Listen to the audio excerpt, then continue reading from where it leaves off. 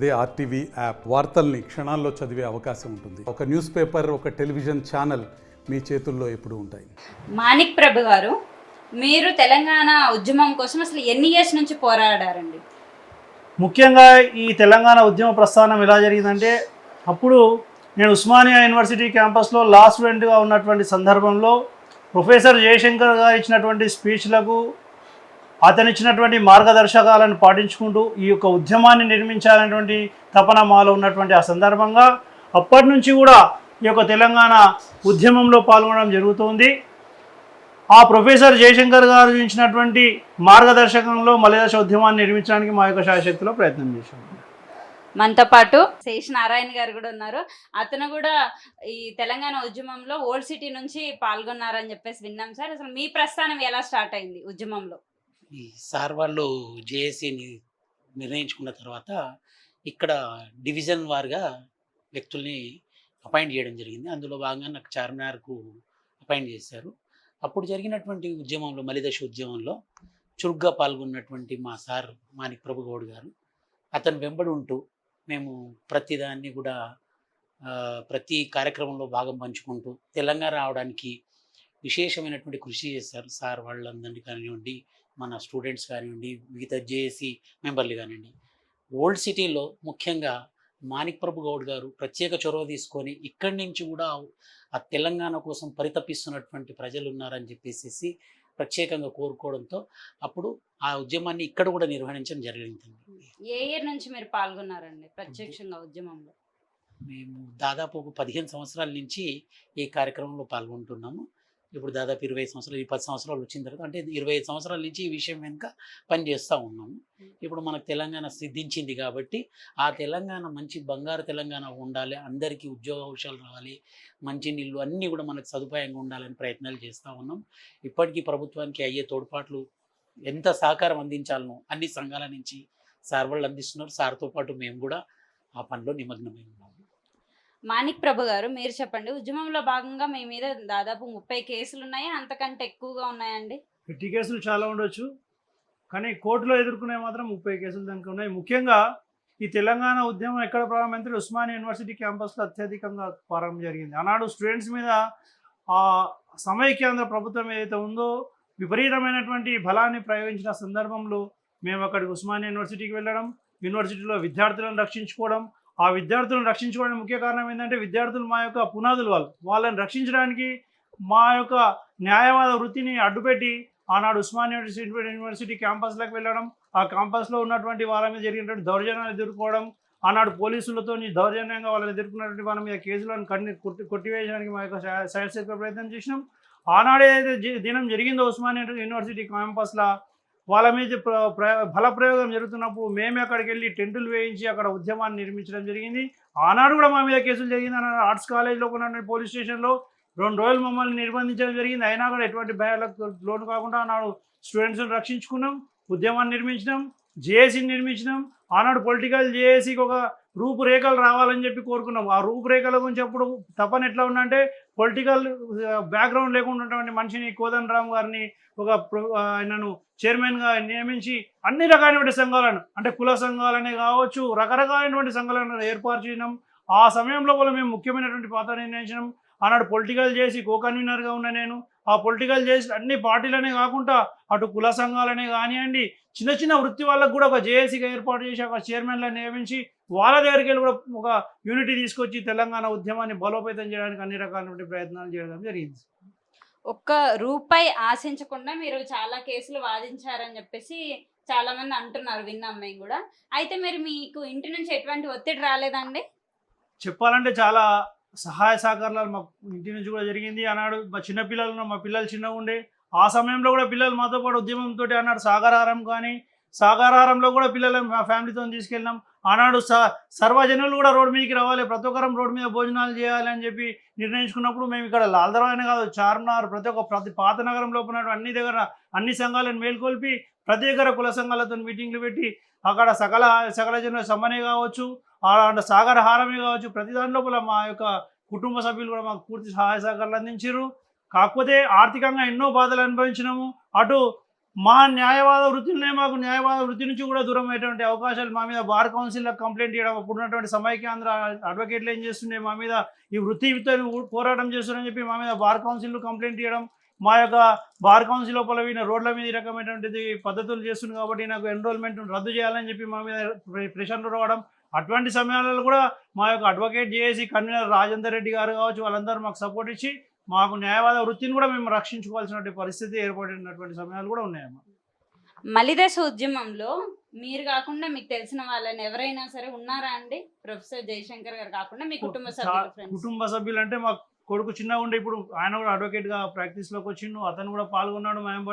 నాయంబటి చెలో ఢిల్లీ ప్రోగ్రామ్కి వచ్చిండు. చెలో ఢిల్లీకి 10 సార్లు ఢిల్లీకి వెళ్ళడం జరిగింది. ఏదైతే మన ఆనాడు పార్లమెంట్లో పెప్పర్ స్ప్రే జరిగినాడు మేము అక్కడనే ఉన్నాం. నా కుటుంబ సభ్యులు మొత్తం కూడా అక్కడనే ఉండడం జరిగింది. పెప్పర్ స్ప్రే జరిగినాడు. అటు ఆంధ్ర భవన్ లోపల కూడా పెద్ద ఎత్తున ఆనాడు ఆంధ్ర భవన్ అంటుండే, ఇప్పుడు తెలంగాణ భవన్ అయింది. అక్కడ ఆంధ్ర భవన్ లోపల కూడా మాకు ఈవెన్ భోజనాలు పెట్టే పరిస్థితులు లేకుండా మేము అక్కడ సపరేట్ రూమ్లు తీసుకొని మా ఫ్యామిలీతో అక్కడ ఉండి ఆనాడు పెప్పర్ స్ప్రే జరిగినాడు అక్కడనే ఉండడం జరిగింది. ఆనాడు లోక్సత్తా నాయకుడు రకరకాలుగా మాటలు మాట్లాడి ఉండే, ఆ దినం ఆ లోక్సత్తా నాయకుడిని కూడా ఎదుర్కొన్నటువంటి ఫోటోలు నా దగ్గర ఉన్నాయి.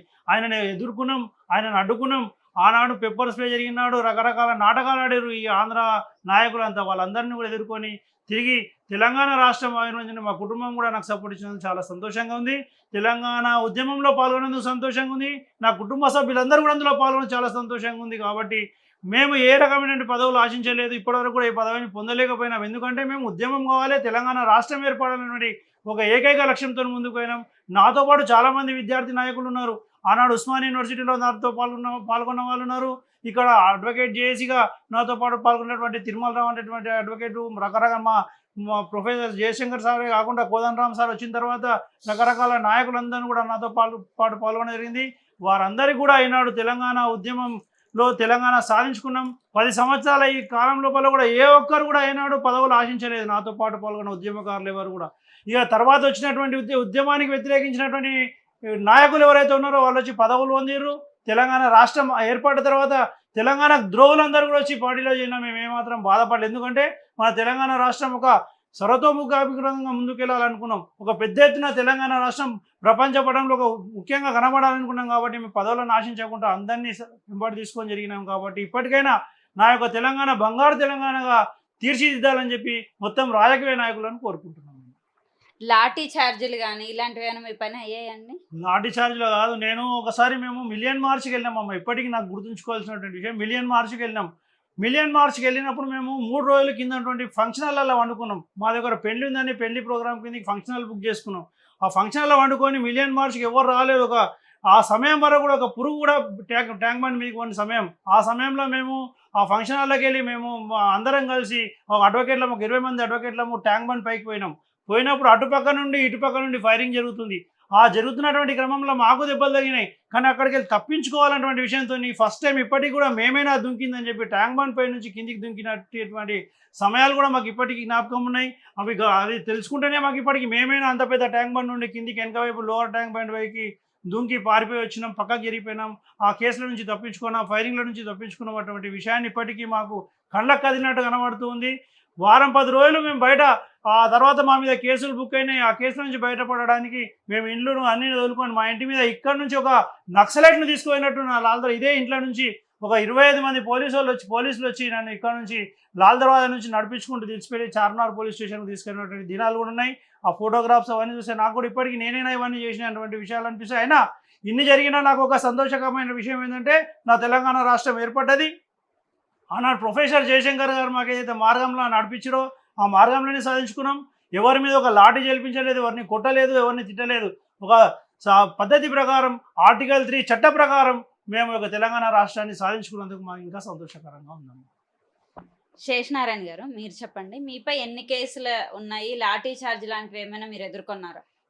కేసులు అయితే నా పైన ఏం బుక్ కాలేదు. సార్ వాళ్ళు ఉన్నారు, సార్ వాళ్ళు చూసుకున్నారు. కాకపోతే ఈ పోలీసులతోటి కొద్దిగా జులుం అనేది ఎట్లాగో ఉంటుంది, అది అనగదొక్కాలని ప్రయత్నం చేశారు. కానీ మేము ఖచ్చితంగా ఒక ముఖ్య ఉద్దేశం ఏముందంటే తెలంగాణ సాధించుకోవడం. దాని కొరకు ఎంత ముందుకైనా వెళ్ళడానికి సిద్ధంగా ఉన్నట్టు సార్ వాళ్ళందరూ ఉన్నారు, అందరం భూమి కూడి మా ప్రయత్నాలు మేము చేస్తూ వచ్చాము. ఈ తెలంగాణ మలిదశ ఉద్యమంలో భాగంగా మొదటి అమరుడు శ్రీకాంతాచారి. ఆయన చనిపోయేటప్పుడు మీకు ఎలా అనిపించిందండి? ముఖ్యంగా ఆ సమయం ఎట్టుందంటే చెప్పాలనో చెప్పొద్దు కానీ ఉద్యమాన్ని మొత్తం అణచేసేసారు. ఆయన శ్రీకాంతాచారి గారు చనిపోయేటువంటి ముందు దినం ఎట్లా ఉంది అంటే ఇక ఉద్యమం అయిపోయింది. తెలంగాణ మళ్ళొకసారి చెన్నారెడ్డి పీరియడ్ జ్ఞాపకం వచ్చింది. చెన్నారెడ్డి పీరియడ్లో జరిగినటువంటి ఉద్యమాన్ని నుంచి తెలంగాణ రాష్ట్రం ఇచ్చే పరిస్థితి పోయింది. ఇక మొత్తం అందరం కూడా నర్వస్ అయిపోయినాం ఇక మన తెలంగాణ ఉద్యమం. ఎందుకంటే ఆనాటి పరిస్థితులు వేరున్నాయి, రాజకీయ పద్ధతులు వేరే ఉన్నాయి, రాజకీయాలంగా అటు ఢిల్లీ నుంచి ప్రెషర్లు వేరే ఉన్నాయి. ఇక ఉద్యమం మంచిపోయింది అనేటువంటి సమయం లోపల ఆనాడు అమరుడు శ్రీకాంతాచారి గారు తన ప్రాణాన్ని సైతం లెక్క చేయకుండా మరొకసారి ఉద్యమాన్ని పైకి తీసుకొచ్చినందుకు ఆనాడు మేము అందరం కూడా మరొకసారి ఉద్యమ స్ఫూర్తితో ముందుకు పోయేటటువంటి అవకాశాన్ని ఆ శ్రీకాంతాచారి ఇచ్చారు. కాబట్టి ఆ యొక్క అమరునికి మేము జీవితాంతం రుణపడి ఉంటాం. తెలంగాణ రాష్ట్రం మొత్తం జీవితాంతం రుణపడి ఉంటుందని చెప్పి మేము తెలియజేస్తున్నాం. అంతే, వాళ్ళతో పాటు కాకుండా ఇంకా యాదయ్య గారు కానీ వీళ్ళు ఉన్నారు. మరి వీళ్ళ గురించి ఏమనిపించింది? అందరూ కూడా అదే మా అమరులు వాళ్ళు. ఈనాడు తెలంగాణ రాష్ట్రానికి అమరులు వాళ్ళు, పట్టు కొమ్మలు వాళ్ళు. మమ్మల్ని మన తెలంగాణ రాష్ట్రం ప్రతిసారి ఉద్యమం అనగదొక్కిపోయినప్పుడల్లా ఒక్కొక్కరితో మనం ఈవెన్ పోలీసు కిష్టయ్య అని మనం ఇప్పటికి కూడా గుర్తుంచుకోవాలి. ఆ పోలీస్ శాఖలో తెలంగాణ వారిపైన రకరకాలైన ప్రెషర్లు ఉన్నాయి. అవి ఎదుర్కోవడానికి తెలంగాణని రక్షించడానికి ఆయన అమరుడైండు. అట్లాంటి చాలామంది ఉద్యమకారులు ఉన్నారు, అమరులు ఉన్నారు. ఎప్పుడైతే ఉద్యమం అనగదొక్కపడుతుందో ఆనాడు ఉద్యమాన్ని లేవట్టినటువంటి అమరులందరికీ కూడా తెలంగాణ ప్రజలందరూ కూడా రుణపడి ఉంటారు అని చెప్పి తెలియజేస్తున్నాం. తుపాకీతో కాల్చుకున్నారని చెప్పేసి విన్నాం కదా, అది ఎంతవరకు అండి? చాలా మంది కొంతమంది ఆయన కాల్చుకోలేదు వేరే ప్రెజర్స్ వల్ల అని అంటారు. ప్రెషర్లు కాదు, తెలంగాణ ఉద్యమం గురించే కాల్చుకున్నాడు. ఆయన రాసినట్టు దాన్ని అనగదొక్కడానికి ఈ సమైక్యాంధ్ర పొలిటికల్ లీడర్లు దాన్ని మరో రకమైనటువంటి కోణాన్ని చూపించడానికి ప్రయత్నం చేశారు. కానీ ఆయన తెలంగాణ రాష్ట్రం గురించి మాత్రమే ఆయన తన యొక్క ప్రాణాన్ని అర్పించారని చెప్పి చెప్పొచ్చు.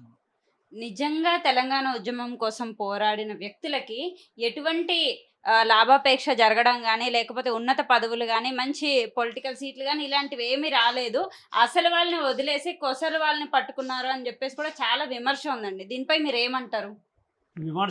ప్రతి విమర్శలు చాలా ఉన్నాయి. కానీ ఒకటి మాత్రం చెప్పొచ్చు ఏంటంటే తెలంగాణ రాష్ట్రం ఏర్పడ్డటువంటి సమయం లోపల ఈ సమైక్యవాదుల కుట్ర ఎలా ఉందంటే మరొకసారి అది 10 సంవత్సరాలు ఉమ్మడి రాజధాని అని రకరకాలైనటువంటి కొర్రీలు పెట్టడం వల్ల ఆనాటి పొలిటికల్ ఇష్యూల వాళ్ళు ఏం చేశారంటే అటు తెలంగాణ ఉద్యమంలో పాల్గొన్న వాళ్ళే కానీ పొలిటికల్గా మనం గెలవాలి, పొలిటికల్గా రాజకీయంగా మనం మరొక తెలంగాణ రాష్ట్రాన్ని ఏర్పాటు చేసుకోవాలన్నటువంటి విషయం లోపల తెలంగాణకు పనిచేయని వాళ్ళని కూడా పొలిటికల్గా ఇన్వాల్వ్ చేయడం జరిగింది. కాకపోతే ముఖ్యంగా చెప్పగలిగింది ఏంటంటే ఉద్యమకారులకు మాత్రం ఆనాడు జరిగినటువంటి విషయాల లోపల అన్యాయం జరిగిందని చెప్పొచ్చు. కానీ నిజమైన ఉద్యమకారులు ఎవరు కూడా పదవుల గురించి ఉద్యమం చేయలేదు. మేము పదవుల గురించి ఎన్నడూ ఉద్యమం చేయలేదు. మాకు ఒకటే ఏకైక లక్ష్యం ఏముండే తెలంగాణ రాష్ట్రం ఏర్పడాలనుకున్నాం. తెలంగాణ రాష్ట్రం ఏర్పడ్డది. నిజంగా ఉద్యమకారులు ఎవరు కూడా పదవుల గురించి పోరాటం చేయలేదని చెప్పి నేను చెప్పగలుగుతాను. శేషనారాయణ గారు, మీరు చెప్పండి. ఇటువంటి పదవులు అవన్నీ కూడా చాలా మందికి రాలేదు అని అన్నారు. మరి మీ పాయింట్ ఆఫ్ వ్యూ ఏంటండి? ఏం చెప్పాలనుకుంటున్నారు?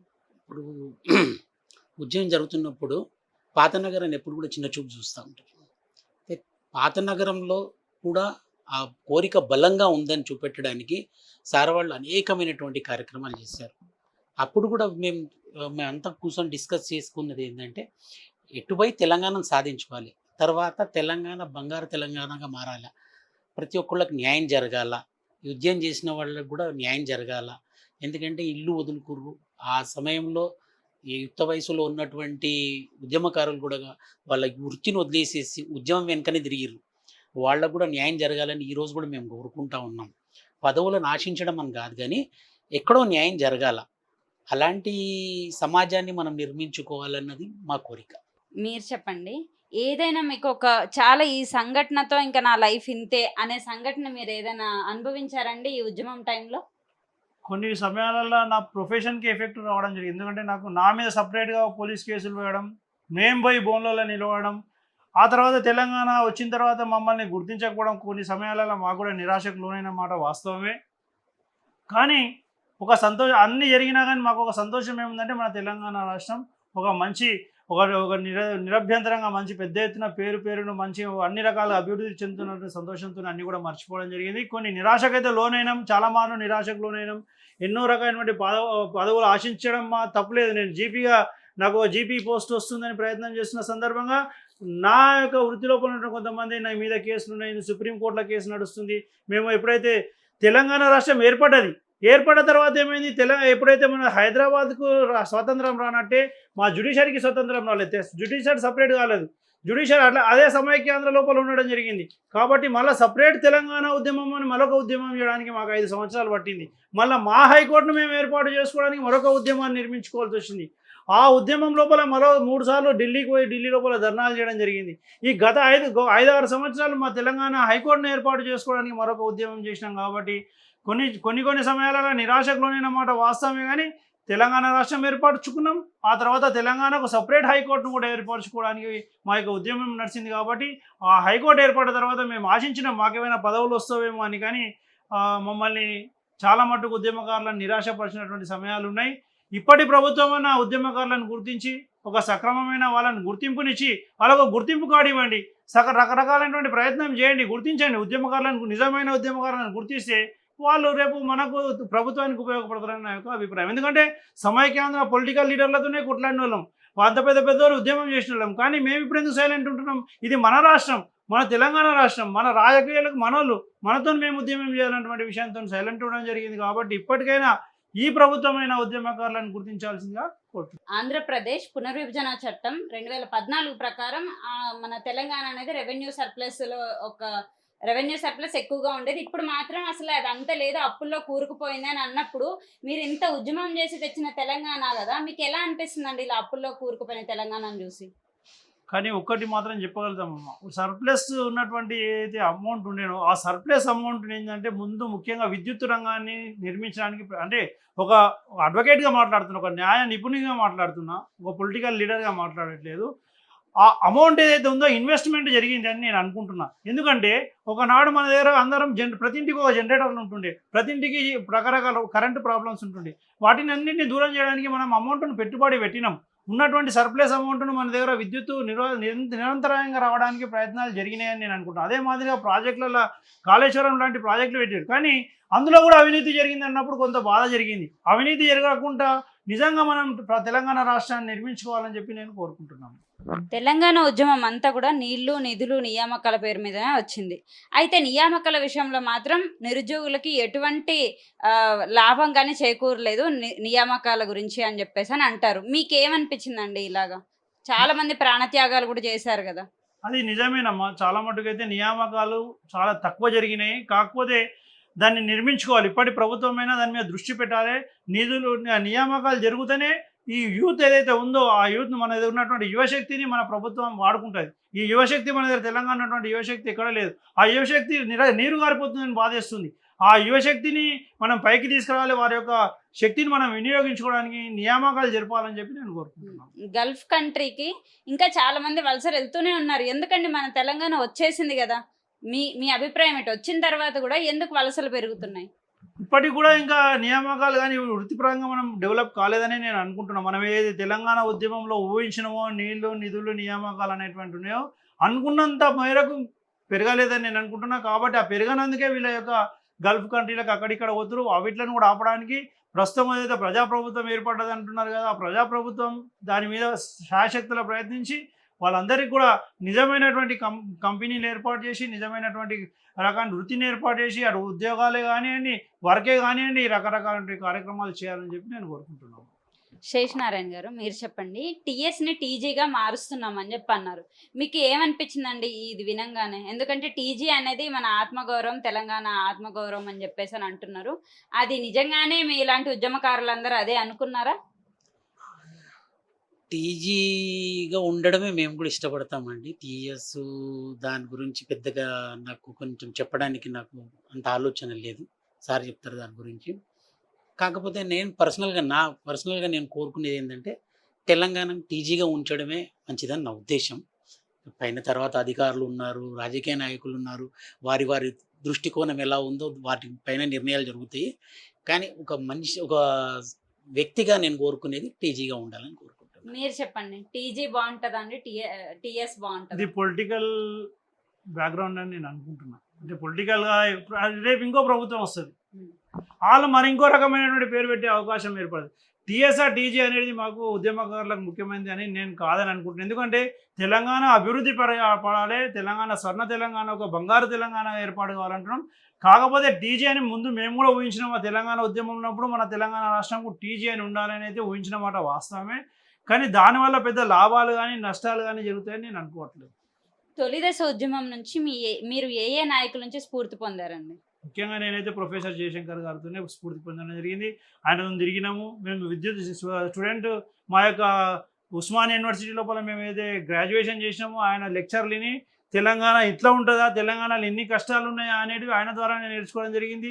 ఆ తదనంతరం మేము మళ్ళీ కోదండరామ్ గారి దగ్గర ఆయన యొక్క లెక్చర్లు వినడం జరిగింది. నాకు ముఖ్యంగా నేను ఈ ఉద్యమం ప్రస్థానం లోపల మాత్రం ఇద్దరు నా యొక్క ముఖ్యమైనటువంటి వక్తలు అని చెప్పి నేను అనుకుంటున్నా. తెలంగాణ లోపల ఇన్ని కష్టాలు ఉన్నాయని తెలుసుకుంది మాత్రం జయశంకర్ గారు, తర్వాత కోదండరామ్ గారి ద్వారానే తెలుసుకోవడం జరిగింది.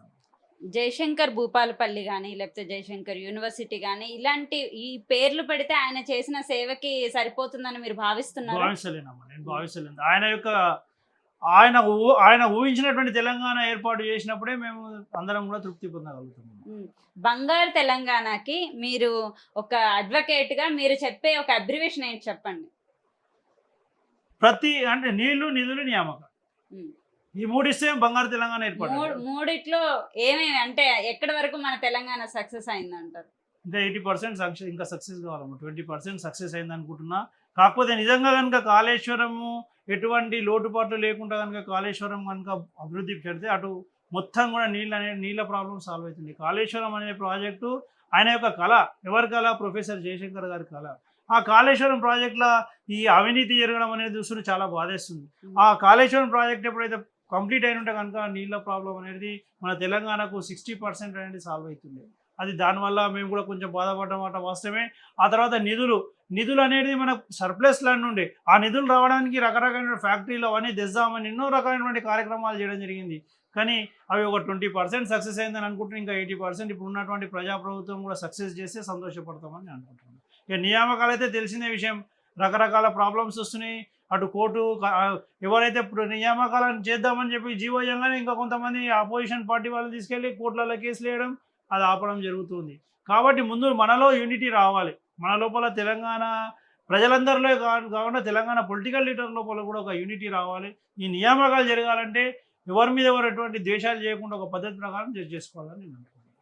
తెలంగాణ సాయుధ పోరాటం నుంచి, రైతాంగ పోరాటం నుంచి కానీ లేకపోతే తొలి దశ పోరాటం కానీ మలి దశ పోరాటం కానీ చాలా మంది అమరులయ్యారు. ఫర్ ఎగ్జాంపుల్ సాయుధ పోరాటంలో చాకల ఐరమ్మ కానీ, దొడ్డి కమరయ్య కానీ, లేకపోతే తొలి దశ ఉద్యమంలో కూడా కొంతమంది ఉన్నారు, కొలిశెట్టి రామదాస్ కానీ, ఇలాంటి వాళ్ళందరూ ఉన్నారు కదా. వీళ్ళ దగ్గర నుంచి ఏ కుటుంబాలైనా మీరు కలిసారా? వాళ్ళు చెప్పిన అనుభవాలు ఏంటి? మేము విన్నాము, పోయినాం. ఇప్పుడు ఈవెన్ కరీంనగర్ వెళ్ళడం జరిగింది, ఇటు నిజామాబాద్ వెళ్ళడం జరిగింది. అప్పటి వాళ్ళ యొక్క కుటుంబాలను కలవడం జరిగింది. వాళ్ళ ఆలోచన విధానం అప్పుడు ఉన్నటువంటి పరిస్థితులు వేరు, ఇప్పుడు ఉన్నటువంటి పరిస్థితులు వేరు. ఆ పరిస్థితుల నుంచి మనం నేర్చుకొని ఆ గుణపాఠాన్ని మనం రేపు ఫ్యూచర్లో ఎటువంటి కష్టాలు కలగకుండా వాళ్ళకు అందరినీ గుర్తించుకుంటూ వాళ్ళు చేసినటువంటి పోరాటాన్ని మన పిల్లలకు వాళ్ళ యొక్క పాఠ్యాంశాల లోపల చేర్చి, ఈవెన్ మలిదశ ఉద్యమమే కానీ తొలి దశ ఉద్యమమే కానీ ఆ సాయుధ పోరాటం విషయం మన ఇప్పుడు ఉన్నటువంటి పిల్లలకు తెలియదు. ఆ పిల్లలకు పాఠ్యాంశాల లోపల పేర్కొనాలని చెప్పి నేను కోరుకుంటూ వాళ్ళ ద్వారా నిజమైనటువంటి తెలంగాణ అంటే ఏంటిది, తెలంగాణ ఉద్యమం ఏంటిది, తెలంగాణ సాయుధ పోరాటం ఏంటనేది ఇప్పటి పిల్లలకు మనం నేర్పాల్సినటువంటి అవసరం ఉంది. మేము ఇప్పటికీ ఎన్నో క్లాసులు ఇప్పటికీ నేను ఏదైనా నా ఫ్రెండ్స్ స్కూల్స్ ఉన్నాయి, స్కూళ్ళలో ఎప్పుడైనా నన్ను పిలిచినప్పుడు పోయినప్పుడు చెప్తా, అసలు ఉద్యమం ఏంటిది, తెలంగాణ ఉద్యమం చేయాల్సిన పరిస్థితి ఏమొచ్చింది. వాళ్ళందరూ నవ్వుకుంటే అసలు తెలంగాణ ఉద్యమం అంటే మన పిల్లలకు తెలియదు. ఏదో వాళ్ళు ఉద్యమం చేసిరు, వాళ్ళ గురించి పర్సనల్గా మేము ఎవరు పర్సనల్గా చేయలేదు, ఎవరు స్వార్థంతో చేయలేదు, ఓన్లీ తెలంగాణ ప్రజల గురించి చేసినాం. ఆ పిల్లలకు ఆ విషయాన్ని తెలిపాల్సినటువంటి బాధ్యత మన పైన ఉంది, ఇప్పుడున్నటువంటి విద్యా వ్యవస్థ పైన కూడా ఉందని చెప్పి నేను అంటున్నాను. మీరు అనేక త్యాగాలు చేస్తుంటారు కదా ఉద్యమం గురించి, మరి మీకు అనుకున్నంత గుర్తింపు లభించిందా అండి? నాడు లభించినందుకే కదమ్మా ఈనాడు ఉద్యమకారులందరూ కూడా చాలా సైలెంట్. ఈవెన్ రీసెంట్ మొన్న 15 రోజుల కింద తెలంగాణ ఉద్యమకారుల ఫోరం అని చెప్పి ఒక ఫోరం పెట్టుకొని మరొకసారి ఎట్లా చేద్దాం, మనల్ని గుర్తించడానికి ఒక కార్డులు అడుగుదాం అంటే కార్డ్స్ తీసుకొని కాదు, మనకు కావాల్సింది వాళ్ళు గుర్తించాలి. మనం పోయి మేము ఉద్యమం చేసినాము మమ్మల్ని గుర్తించండి నేను అడగడం కాదు. నిజంగా పోలీస్ స్టేషన్లలో కేసులు తీస్తే ఎఫ్ఐఆర్లు తీస్తే తెలుస్తుంది ఉద్యమకారుడు ఎవడో, లేకుంటే చేసినటువంటి వాళ్ళని గుర్తించాలి. ఇప్పుడు ఉన్నటువంటి కోదండరామ్ గారిని అడిగితే ఏ కాన్స్టిట్యున్సీలో ఎవరెవరు చేసినా కానీ మొత్తం లిస్ట్ ఉంటుంది. ఎవరెవరు ఏం చేసి ప్రతి ఒక్కటి ఆడ లిస్ట్ ఉండగా మనం పోయి మనం అడుక్కోవాల్సినటువంటి పరిస్థితి రావద్దు. నేను అదే కోరుకుంటున్నా, ఈనాటి ప్రభుత్వాన్ని ఒకటే కోరుకుంటున్నా, ఉద్యమకారులు అడుక్కునే పరిస్థితి రాకుండా మీరే గుర్తించండి. ఉద్యమకారులకు అప్లికేషన్ పెట్టమని చెప్పారు. ఆ అప్లికేషన్ పెడితే నాకే సిగ్గు అనిపించింది అప్లికేషన్ పెట్టడానికి.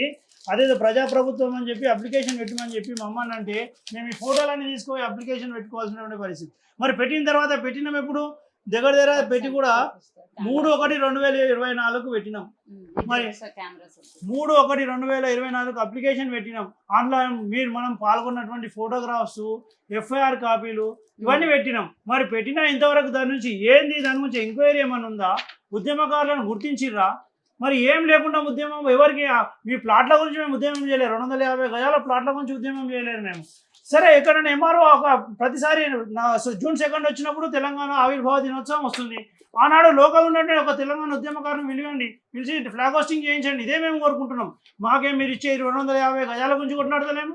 మేము చేసినటువంటి ఏదైతే ఉద్యమం ఉందో ఆ ఉద్యమాన్ని గుర్తించి జూన్ 2 నాడు పిలవండి, మన ఆవిర్భావ దినోత్సవం నాడు పిలిచి ఫ్లాగ్ హోస్టింగ్ చేయించండి. అదే పెద్ద గుర్తింపు అంటున్నాం మేము. మాకేం ఎటువంటి అవసరం లేదని చెప్పి మేము కోరుకుంటున్నాం అమ్మ. మీరు ఇప్పుడు ఎలా ఫీల్ అవుతున్నారండి? 10 years కంప్లీట్ అయింది మొత్తం మన రాష్ట్రం వచ్చి అవతరణ. ఈ 10 years అయిన సందర్భంగా మీకు అసలు ఆనందంగా ఉందా, లేకపోతే మీలాంటి జెన్యున్ గా ఉద్యమం కోసం పోరాడిన వాళ్ళకి ఎటువంటి గుర్తింపు లేదని బాధగా ఉందా? ఏం ఫీల్ అవుతుంది? అయితే బాధ ఉందమ్మా. ఇప్పటికి కూడా ఈవెన్ ఈ కొత్తగా వచ్చిన ప్రభుత్వం అన్న గుర్తిస్తుందేమో అనుకున్నాము. మరి జనవరిలో చెప్పిండు 90 రోజుల లోపల ఉద్యమకారులను గుర్తిస్తాము, వాళ్ళకు 250 గజాల స్థలం ఇస్తాము, రకరకాలుగా చెప్పారు. ఈవెన్ జూన్ 2 కూడా దగ్గరకు వస్తుంది. ఇప్పుడు ఏమంటారు, మళ్ళీ ఎలక్షన్ కోడ్ ఉంది అంటారు. ఎలక్షన్ కోడ్కు ఉద్యమకారులను గుర్తించడానికి సంబంధం లేదని నేను అనుకుంటున్నాను. ఉద్యమకారులను గుర్తించడానికి ఎలక్షన్ కోడ్ ఏడ కూడా అడ్డు రాదని కూడా నేను అనుకుంటున్నాను. ఉద్యమకారులను గుర్తించండి. మీరు 250 గజాలు అవసరం లేదు, ఇచ్చరా ఇయరా తర్వాత విషయం. ఈ సిటీలో 250 గజాలు దొరకడం కష్టం ఉండొచ్చు. ముందు ఉద్యమకారులను గుర్తించి ఆ ఉద్యమం చేసిన వాళ్ళకు, వాళ్ళ కుటుంబ సభ్యులకు ఏదో రకంగా వాళ్ళకు మీరు గుర్తింపునిస్తే వాళ్ళు ఆడికి సంతోషపడతారు. ఇవాళ మేము అడుగుతున్నాం, మా ఫ్యామిలీ అంటారు, మా కుటుంబ సభ్యులు ఏమండి మనం ఇంత చేసినాం ఏంది, మిమ్మల్ని కూడా గుర్తింపు అనేది జరిగితే సరిపోతుందని చెప్పి నా యొక్క అభిప్రాయం. మీరు చెప్పండి, ఏమైనా జీవన భృతి అంటే భారతదేశ స్వతంత్ర సమరయోధులకు ఎలా అయితే గుర్తించి భారత ప్రభుత్వం వచ్చిన తర్వాత ఎలా సత్కరించిందో అలా తెలంగాణ వచ్చిన తర్వాత మరిచారు. మరి మీరు ఏం డిమాండ్ చేస్తున్నారు? ఏమైనా భృతి గురించి కానీ, లేకపోతే పొలిటికల్గా ఏమైనా దేని గురించి అయినా మీరు చెప్పాలనుకుంటున్నారా? పొలిటికల్గా ఒక అవకాశాలు ఉంటే ఏమవుతుందంటే, మనం పని చేస్తూ యువకులకు అవకాశం కల్పించే అవకాశం ఉంటుంది. ముఖ్యంగా మేము 84లో Group 4 ఎగ్జామ్స్ రాసాం. అప్పుడున్నటువంటి ప్రభుత్వం ఆ Group 4 రిజల్ట్స్ను, ఎగ్జామ్స్ అయిపోయిన తర్వాత రిజల్ట్ ప్రకటించే 2 రోజుల ముందు వాటిని రద్దు చేయడం జరిగింది. దానివల్ల మేమంతా ఇప్పటికీ నిరుద్యోగంగానే ఉన్నాం. ఏవో ప్రైవేట్ వర్కులు చేసుకుంటున్నాం, బిజినెస్ చేస్తున్నాం. తెలంగాణ రావాలని కోరుకున్నది అక్కడే. అందుకని ముఖ్యంగా కోరుకున్నది ఆ పీరియడ్లో మేము అందుకే కోరుకున్నాం. ఎందుకంటే తెలంగాణ వస్తే కనీసం మన ఉద్యోగాలు మనకు ఉంటాయి, మన జీవితాలు బాగుపడతాయి, మన వచ్చే తరాల వాళ్ళు బాగుంటారు అన్న ఉద్దేశంతో తెలంగాణ గురించి చేయడం జరిగింది. తెలంగాణ సిద్ధించిన తర్వాత ఈరోజు కూడా మేము ప్రత్యేకంగా మా దగ్గర మాకు ఆఫీస్ ఉంది, మా సార్ వాళ్ళది మాది అందరి కలిపి హిమాయత్ నగర్లో ఆఫీస్ ఉంది. జూన్ 2 రోజు మేము పుట్టినరోజు కంటే ఘనంగా నిర్వహిస్తాం. ఏ ప్రభుత్వం నుంచి కానీ ఎవరి నుంచి కానీ ఏది ఆశించాం. దాదాపు ఒక 200 మందిని గ్యాదర్ చేసుకొని మా సొంత ఖర్చులు పెట్టుకొని మేము ఆ ఉద్యమం అంటే ఆ రోజును పుట్టినరోజు కంటే గొప్పగా సెలబ్రేట్ చేసుకుంటాం. ఎందుకు? ఏదో ఒక రోజు మన తెలంగాణ బాగుపడాలా, మనం గుర్తించాలా. దానివల్ల మనం ఊహించుకున్నటువంటి కలలు, తెలంగాణ ఇలా ఉండాలా, అందరికీ ఉద్యోగాలు రావాలా, వలసలు వెళ్ళకుండా ఉండాలా, ఇవన్నిటినీ సాధించుకోవాలంటే ప్రభుత్వం వీటిపైన ప్రత్యేకంగా దృష్టి పెట్టి కొంచెం అవకాశం కల్పిస్తే వీళ్లకు మాకు ఉన్నటువంటి ఆలోచనలను అన్నిట్లను క్రోడీకరించి ఒక మంచి అవుట్పుట్ తీసుకురావచ్చు అని నా ఉద్దేశం. మీరు చెప్పండి, ఉద్యమంలో మీరు పాల్గొన్నారు కాబట్టి మీకు రాజశేఖర్ రెడ్డి గారి ప్రభుత్వం నుంచి కానీ, రోషయ్య గారి ప్రభుత్వం నుంచి కానీ, కిరణ్ కుమార్ రెడ్డి ప్రభుత్వం నుంచి ఎటువంటి థ్రెట్స్ వచ్చాయండి? ముఖ్యంగా ఈనాడు అసలు తెలంగాణ ఉద్యమంలో పాత నగరంలో ఉద్యమం లేదనేటువంటి ఒక చర్చ జరిగిందనమాట. జరిగినప్పుడు ఏమైందంటే అసలు పాత నగరం లోపల ఉద్యమం ఉందని చెప్పి అప్పుడు రోషయ్య గారు ఆ టైంలో చార్మినార్ దగ్గర రోషయ్య గారు వచ్చి అన్నాడు రాజీవ్ గాంధీ గారి బర్త్డే సెలబ్రేషన్ అని చార్మినార్ దగ్గరికి రావడం జరిగింది. ఆనాడు తెలంగాణ ఉద్యమం చేస్తున్నటువంటి ఒక 15 మందిని కలిసి ఆనాడు రోషే గారిని అడ్డుకోవడం జరిగింది. అడ్డుకొని అతని దగ్గరికి వెళ్ళి మైక్ లాక్కొని తెలంగాణ ఉద్యమం ఓల్డ్ సిటీలో లేదని చెప్పడానికి మీరు ఎంఐఎం పార్టీకి తొత్తులుగా మారి ఈనాడు ఈ మాట మాట్లాడుతున్నారు. తెలంగాణ ఉద్యమం ప్రారంభమైందే పాతనగరం నుండి. ఇదే లాల్ దర్వాజా లోపల ఉద్యమాన్ని ప్రారంభించినటువంటి ఘనులు ఉన్నారు తొలి దశ ఉద్యమంలో. ఇదే వెంకట్రావు గుండెరావు స్కూల్ అని ఉంది ఇక్కడ. ఈ గుండెరావు స్కూల్ దగ్గర తూటాలతో చనిపోయినటువంటి అప్పటి తెలంగాణ ఉద్యమకారులు ఉన్నారు. తొలి దశ ఉద్యమంలో పాతనగరంలో ఉద్యమం పుట్టిందే పాతనగరంలో. కాబట్టి పాతనగరంలో ఉద్యమం లేదని అడిగినరని చెప్పి ఆనాడు ప్రశ్నించినందుకు నన్ను అరెస్ట్ చేసి ఆనాడు నన్ను తీసుకెళ్లడం జరిగింది. పెద్ద ఎత్తున నన్ను ఒక్కరిని తీసుకెళ్లి అరెస్ట్ తీసుకెళ్లడం జరిగింది. ఇదే చార్మినార్ దగ్గర అతిపెద్ద ఉద్యమం చేసినాం.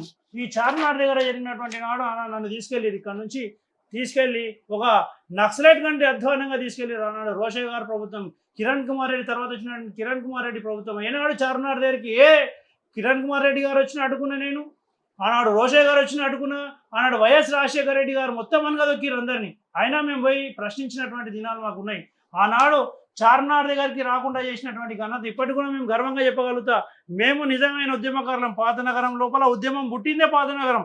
ఆనాడు తొలి దశ ఉద్యమంలో అమరులైన పాతనగరం నుంచి. ఆనాడు పోలీసు తూటాలు జరిగినాయి పాతనగరం లోపల. ఇదే గుండెరావు స్కూల్, వెంకట్రావు స్కూల్ దగ్గర జరిగింది. కాబట్టి పాతనగరం యొక్క శక్తిని చాటినటువంటి శక్తి మా దగ్గర ఉందని చెప్పి నేను చెప్తున్నాను. మీకు ప్రభుత్వం మిమ్మల్ని మీరు చేసిన సేవను గుర్తించాలని మనస్ఫూర్తిగా ఆర్టీవీ నుంచి కోరుకుంటున్నామండి. Thank you.